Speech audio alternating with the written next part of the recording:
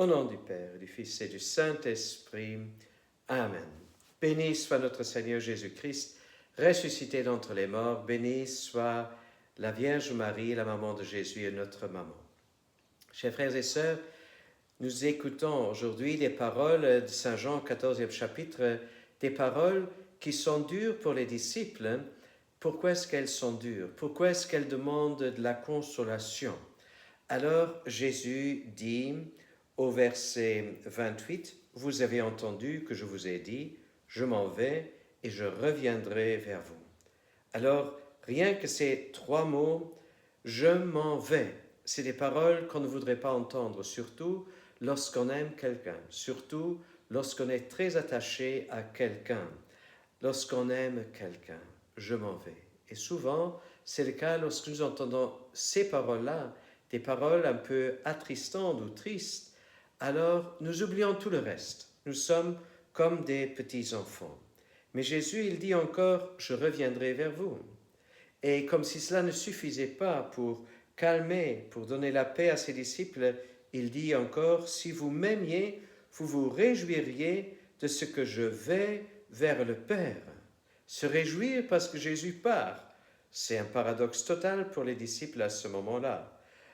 Se réjouir de son départ, et Jésus de continuer, et il dit, « Parce que le Père est plus grand que moi. » Chers frères et sœurs, le Père est plus grand que Jésus.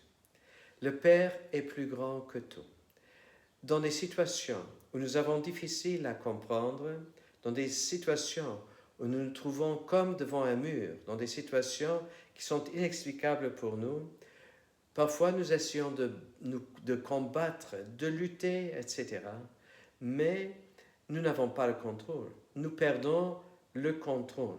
Et voilà ce qui vient aussi nous attrister, nous prendre, nous enlever toute assurance. Mais Jésus voudrait que nous nous réjouissions de son départ pour que l'œuvre de Dieu, tout ce que Dieu a planifié, tout ce qui est dans son cœur, tout ce qui est dans son plan, puisse se réaliser. Alors, concrètement parlant, c'est la mort de Jésus, c'est sa passion, c'est son enterrement, mais c'est aussi sa résurrection. Le Père est plus grand.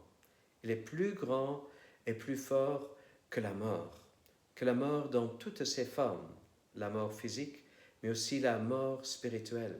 Il est plus fort et il va vaincre cette mort. Et d'ailleurs, Jésus, il n'a pas menti.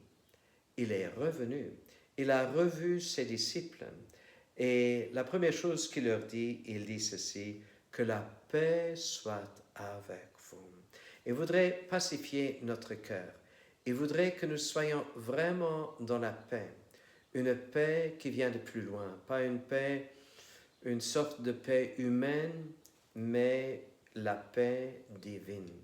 La paix céleste. La paix qui vient de Dieu. Alors, chers frères et sœurs, ce n'est pas tout ce que Jésus avait promis.